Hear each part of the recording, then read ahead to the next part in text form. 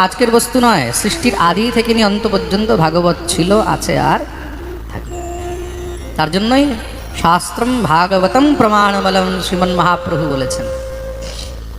আমাদের গৌড়ীয়দের আগে কোনো ভাষ্য ছিল না, কেন মহাপ্রভু ভাগবতকেই অদ্য ভাষ্য বলেই ছেড়ে দিয়েছেন। বলে ভাগবতই হলো আমাদের ভাষ্য।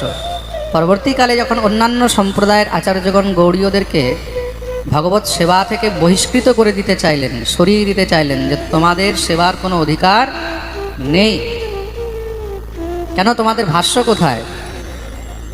প্রত্যেক সম্প্রদায়ের একটি ভাষ্য হয়, খুব মন দিয়ে শুনবে। সম্প্রদায়কে প্রতিষ্ঠিত করতে গেলে আজকে সবাই এই জিনিসটা ভালো করে বুঝে নেবে। এই যে অনেক সময় বৈষ্ণবরা, অনেক আচার্যগণ তারা যে বলেন যে না না এগুলো সম্প্রদায় নয়, এগুলো ছাড়খাড় সম্প্রদায়, এগুলো কোনো পরম্পরা নয়, এগুলোতে দীক্ষা নিতে নেই। কেন নিতে নেই এবার বুঝে নেন। তা গৌড়ীয়দেরকে তখন অন্যান্য সম্প্রদায়ের আচার্যগণ, যেহেতু সবার একটি ভাষ্য আছে, ভাষ্য মানে নিজের সম্প্রদায়কে তারা প্রতিষ্ঠিত করেছেন।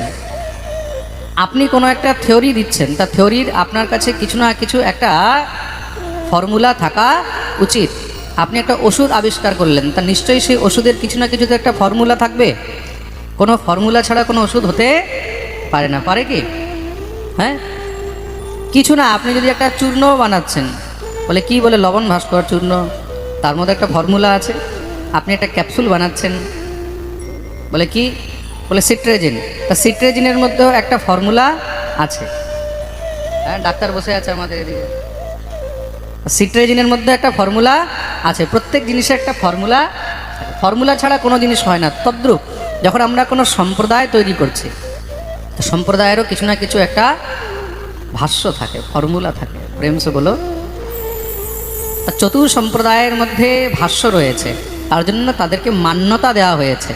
দীক্ষা নিলে চতুর সম্প্রদায়ের মধ্যেই নিতে হয়। তা আমাদের গৌড়ীয় সম্প্রদায় তখন কোনো ভাষ্য ছিল না। তখন গিয়ে যখন সবাই বললেন যে তাহলে হয়তো তোমাদের ভাষ্য দেখাও, নয়তো ভাষ্য রচনা করো।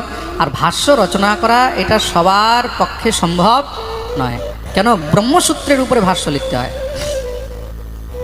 ভাষ্য কিসের উপরে? জোরে বলো। ব্রহ্মসূত্র। তা ব্রহ্মসূত্রের উপরে ভাষ্য অত সহজ নয়। শ্রুতি স্মৃতি পুরাণ ইত্যাদি নিয়ে একটা নতুন ভাষ্য রচনা, এ তো কোনো অদ্বিতীয় কোনো ভগবত অবতার বা ভগবত অংশ ছাড়া, ভগবত কৃপা শক্তি এগুলো ছাড়া অন্য কার পক্ষে সম্ভব নয় একটি ভাষ্য রচনা। তখন গিয়ে গৌড়ীয় সম্প্রদায়ের তৎকালীন আচার্য শ্রী বলদেব বিদ্যাভূষণ, তিনি ভগবান শ্রী গোবিন্দ দেবের শ্রীচরণে প্রার্থনা করলেন। সমস্ত সাধু সমাজকে ডেকে সেখানে সবার চরণে বন্দন করে তিনি তখন শ্রী গোবিন্দ দেবের আদেশে ভাষ্য রচনা করলেন। আর তিনি এটা বলেনি যে আমি লিখেছি, তিনি এটাই বলছেন যে স্বয়ং গোবিন্দদেব এই ভাষ্য আমাকে দিয়ে লিখিয়েছেন, যার কারণে সেই ভাষ্যের নাম হলো গোবিন্দ ভাষ্য। জেনে রাখুন, যারা এখানে গৌড়ীয় বৈষ্ণব বসে রয়েছে, আমাদের ভাষ্যের নাম কি? জোরে বলো। হ্যাঁ, গোবিন্দ ভাষ্য। তখন এই ভাষ্য নিয়ে যখন সবার সামনে সেই ভাষ্যকে প্রতিস্থাপিত করলেন, রাখলেন, তখন গিয়ে এই সম্প্রদায়কে অনুমোদন করা হলো। আজকে যে আমরা গৌড়ীয় সম্প্রদায় বলছি, তো গৌড়ীয় সম্প্রদায় একটি পরম্পরা রয়েছে, একটি ভাষ্য রয়েছে, একটি ফর্মুলা রয়েছে। যেই সম্প্রদায় ভাষ্য নেই, আপনারা কোথাও যখন দীক্ষা নিতে যাবেন, তো দীক্ষা নিতে হলে আগে সেখানে জিজ্ঞাসা করবেন যে আমাদের পরম্পরা কি, আমাদের ভাষ্য কি। যদি সে বলতে না পারে যে আমাদের ভাষ্য কি, তার কাছে যদি ভাষ্যের নাম জানা নেই, তার মানে বুঝে যাবেন যে এইটা রং নাম্বার। প্রেমসে বলো। তখন বুঝে যাবে এটা হলো, এক কথায় অনেকে উত্তর পেয়ে যাবে। অনেকে হয়তো অনেক সময় প্রশ্ন করে, মহারাজজি দীক্ষা কোথায় নেওয়া উচিত, কার কাছে নেওয়া উচিত? যাদের কোনো ভাষ্য নেই, যাদের কোনো ভাষ্য নেই, যাদের কোনো পরম্পরা নেই, যাদের কোনো পরম্পরা নেই। পরম্পরা কোথা থেকে হয়? পরম্পরা ভগবান থেকে হয়। পরম্পরা কোথা থেকে? প্রত্যেকটি সম্প্রদায়ের পরম্পরা ভগবান থেকে। আপনি শ্রী সম্প্রদায়ে চলে যান, শ্রী সম্প্রদায়ের মধ্যে ভগবান নারায়ণ লক্ষ্মীকে দীক্ষা দিয়েছেন। নারায়ণ কাকে দিয়েছেন? লক্ষ্মীকে। তাহলে স্বামী কি স্ত্রীকে দীক্ষা দিতে পারে? নিশ্চয়ই দিতে পারে। স্ত্রীর জন্য স্বামী হলো প্রথম গুরু। স্ত্রীর জন্য স্বামী হলো প্রথম গুরু।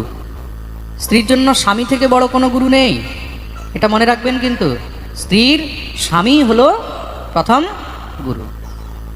তা স্ত্রী যদি স্বামীর কাছে দীক্ষা নিতে চায়, নিতে পারে। অনেকে এটাও প্রশ্ন করে, মহারাজজি এক গুরুর কাছে দীক্ষা নিলে তো ভাই বোন হয়, এক গুরুর সন্তান ভাই বোন হয়, তাই তো? তা স্বামী স্ত্রী যদি গুরুর কাছে দীক্ষা নেয় তখন কি তারাও ভাই বোন হবে? কদাচিৎ নয়, এটা কখনোই নয়। খুব মন দিয়ে শুনবে। কিন্তু যখন যুগল দীক্ষা নেয়, যুগল দীক্ষা নিলে তখন তারা যুগলই হয়ে থাকে, তখন তারা যুগল হয়ে থাকে। যেই রূপে দীক্ষা নেবে সেই রূপেই তখন তাদের প্রতিস্থাপন হবে, এটা মনে রাখবে। যারা যুগল দীক্ষা নিচ্ছে তারা তখন যুগল হবে, ভাই বোন হবে না, তখন তারা স্বামী স্ত্রী হবে। আর যেখানে যুগল দীক্ষা হয়নি সেখানে ভাই বোন বলে সম্বন্ধই করতে হবে। প্রেম সে বলো। তো ভগবান নারায়ণ লক্ষ্মীকে দীক্ষা দিয়েছেন, আর ভগবতী লক্ষ্মী থেকে সেই দীক্ষার পরম্পরা যখন নিচে এসেছে, ষট্ক ইত্যাদি আচার্যগণ শ্রী যমুনা আচার্য, রামানুজা আচার্য হয়ে সেটা শ্রী সম্প্রদায়ে এসেছে। তার মানে কোথা থেকে স্টার্ট হলো? হ্যাঁ, নারায়ণ, তারপরে লক্ষ্মী থেকে। সব কিছু তো নারায়ণ থেকেই, তা লক্ষ্মী থেকে সেটা আগে বেড়েছে, মানে লক্ষ্মী ওটাকে বাড়িয়েছেন, তার জন্য সেটাকে শ্রী সম্প্রদায় বলা হয়। তদ্রূপ নিম্বার্ক সম্প্রদায়, সেখানে ভগবান হংস থেকে দীক্ষাপ্রাপ্ত হয়েছে, হংস ভগবান। তদ্রূপ আমাদের পুষ্টিমার্গীয় সম্প্রদায়, ভগবান শ্রীহরি থেকে রুদ্র, রুদ্র থেকে পরে আস্তে আস্তে সেই শৃঙ্খলা চলে এসেছে। হ্যাঁ, তার জন্য তাকে রুদ্র সম্প্রদায় বলা হয়। আর তদ্রূপ আমাদের গৌড়ীয় মাধ্য সম্প্রদায়, এই মাধ্য সম্প্রদায় ভগবান শ্রীকৃষ্ণ থেকে ব্রহ্মা, হ্যাঁ, ব্রহ্মা থেকে নারদ, তার থেকে এবার ব্যাস, এইভাবে এই শৃঙ্খলা চলে এসেছেন মাধবাচার্য। তৎপশ্চাৎ আস্তে আস্তে শ্রী মহাপ্রভু, নিত্যানন্দ প্রভু, অদ্বৈত প্রভু, গলাধর, শ্রীবাস ইত্যাদি আচার্যগণের দ্বারা এটা প্রতিস্থাপিত হয়েছে, বিস্তারিত হয়েছে। আমাদেরও পরম্পরা এইভাবেই আরম্ভ হয়েছে। তো প্রত্যেক সম্প্রদায়ের একটি পরম্পরা হয়, এটা হলো মেন থিওরি। প্রেমসে বলো। তা যেই সম্প্রদায়ের কোনো পরম্পরা নেই, কোনো কানেকশান নেই উপর থেকে নিচে পর্যন্ত, সেখানে তার মানে কি বলে ডিস্টার্ব আছে, তার মানে ওইখানে দীক্ষা গ্রহণ করতে নেই, সে যেই হোক। সম্প্রদায় তো দেখো হাজারো আছে, ঠিক আছে? অমুক মাতা, অমুক বাবা, অমুক ঠাকুর, অমুক হাজারো সম্প্রদায় আছে, আছে কি না? তার জন্য হাজারো জায়গায় বিভ্রান্ত না হয়ে কোথায় যাবে বলে একমাত্র পরম্পরাযুক্ত গুরুদেবের কাছেই যাবে। প্রেম সে বলো। আর এই জিনিসটাও বুঝে গেলে ভালো করে, এক গুরুর কাছে দীক্ষা নিলে স্বামী স্ত্রী ভাই বোন হয় না। কিছু কিছু জায়গায় আবার দেখি এটাকে দুষ্প্রচার করে, এক জায়গায় তোমরা দীক্ষা নিয়েছো, স্বামী স্ত্রী আবার ভাই বোন হয়ে গেছো, আর স্বামী স্ত্রীর সম্বন্ধ রাখবে না, ওদের জীবনটাকে নষ্ট করে দিচ্ছে। এসব কোনো প্রকারের নাটকবাজির কথার মধ্যে পড়বে না। প্রেম সে বলো। এইভাবে তো রাজা বেনের অঙ্গ থেকেই স্বয়ং ভগবতী অর্চি আর পৃথু মহারাজ প্রকট হয়েছে। পৃথু মহারাজ কার পুত্র? বেনের পুত্র। বেনের দক্ষিণ ভাগ থেকে, আর অর্চি কোথায়? বাম ভাগ থেকে উৎপন্ন হয়েছে। তা দুইজন তো ভাই বোন হয়ে যেত, কিন্তু তারা যুগল স্বামী স্ত্রী রূপেই উৎপন্ন হয়েছে। তদ্রূপ যখন শ্রী গুরুর কাছে যুগল দীক্ষা নেয়, যুগল দীক্ষার কথা কেন বলা হয়? কোনো সময় কুমারী কন্যাকে দীক্ষা দিতে নেই। যেই গুরুরা কুমারী কন্যাকে দীক্ষা দেয় তাদেরকেও কিন্তু কষ্ট ভোগ করতে হয়। কুমারী কন্যাকে শুধু হরিনাম দেওয়া উচিত। খুব মন দিয়ে শুনবে, কখনো কুমারী কন্যাকে বীজ মন্ত্র ইত্যাদি দীক্ষা দিতে নেই। কালকে সে কোন ঘরে যাবে? অনেকে জিজ্ঞাসা করতে পারে, মহারাজজি আপনারও তো অনেক শিষ্য আছে যাদের বিবাহ হয়নি, তা আপনি কি তাদেরকে বীজ মন্ত্র দেননি? আমি কাউকে দিই। এখানে অনেক বসে আছে, কাউকে দিয়েছি বীজ মন্ত্র? কাউকে দেয়নি, শুধু খালি হরিনাম দেওয়া হয়। কেন? কালকে তারা কোথায় বিয়ে হবে? হরিনাম তো সবাইকে দেওয়া যায়, হরিনাম সবার জন্যই। বীজ মন্ত্র কখনো কুমারী কন্যাকে দিতে নেই। সে কালকে কোথায় বিবাহ করবে, কোন বাড়িতে যাবে, কোন ঘরে যাবে, সেই ঘরে যদি তারা অন্য সম্প্রদায়ে যুক্ত হয় তখন কি হবে? স্বামী স্ত্রী দুই মতের হয়ে যাবে। স্বামী স্ত্রীকে কখনো দুই মতের হতে নেই। যেই গৃহের মধ্যে স্বামী স্ত্রী দুই মতে হবে সেই গৃহের মধ্যে সবসময় দ্বন্দ্ব লেগেই থাকবে। আর স্ত্রীকে বিবাহের পূর্বে দীক্ষা গ্রহণ করা উচিত নয়। হরিনাম নিল সেটা আলাদা বিষয়, দেহশুদ্ধ হলো, ঠাকুর সেবা পূজা ইত্যাদি করতে পারবে, কিন্তু বীজ মন্ত্র ইত্যাদি দীক্ষা বিবাহের পরেই নেওয়া উচিত। এখন হয়তো এই কথা শুনে অনেকে উল্টোপাল্টা অনেক কিছু বকতে পারে। আপনারা কোনো রকমের কোনো বিভ্রান্তির মধ্যে পড়বেন না। আজকাল কি হয়, আমি পাঠে কিছু বলি, ওইগুলোকে অনেকে কাটিং করে দেয়। তা কাটিং করে দেওয়ার পর অনেকে ওইগুলোর মধ্যে এডিটিং করে মিক্সিং করে দেয়। দেখুন মহারাজ এই কথা বলেছে, এবার তার মধ্যে নিচে অনেকে তর্ক করে মহারাজ হয়তো ভুল বলেছে, মহারাজ এটা বলেছে ওইটা বলেছে। তা আপনাদেরকে ক্লিয়ার করে বলে দিই, কেউ যদি বেশি নাটকবাজি করে স্পষ্ট রূপে গ্রন্থের মধ্যে দেখিয়ে দেবো, স্ত্রীকে অন্য কার কাছে দীক্ষা নেয়ার পর্যন্ত মহারাজ অনুমতি নেই, এতটুকু পর্যন্ত লেখা আছে হরিভক্তি বিলাস আচার সংহিতার মধ্যে। তার জন্য কেউ এসব বিভ্রান্তির মধ্যে পড়বে না। নিজের শিষ্য বানাবার চক্করে, নিজের গণ বাড়াবার চক্করে অশাস্ত্রীয় অমর্যাদিত কাজ কখনো করতে নেই। অবিবাহিত কুমারী কন্যাকে কখনো বীজ মন্ত্র ইত্যাদি দীক্ষা দিতে নেই। তাতে কি হয়, তার গৃহের মধ্যে দ্বন্দ্বই হয়। স্ত্রীকে দীক্ষা যদি নিতে হয় তখন নিজের স্বামীর আদেশ নিয়েই দীক্ষা গ্রহণ করিতে হইবে। শুধু এক গ্রন্থে নয়, 100টি গ্রন্থের মধ্যে এরকম প্রমাণ রয়েছে। স্ত্রীকে তার স্বামীর আদেশ ছাড়া দীক্ষা গ্রহণ করিতে নেই, ঘোর নরকে যাবে।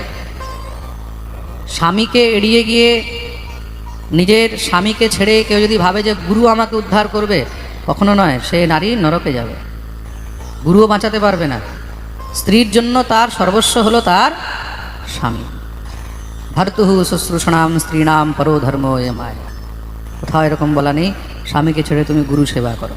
স্বামী যদি আদেশ করেছে যে তুমি গুরু সেবা করো, তুমি দীক্ষা গ্রহণ করো, তবেই গিয়ে তাকে দীক্ষা গ্রহণ করা, গুরুর সেবা ইত্যাদি করা উচিত। প্রেম সে বলো।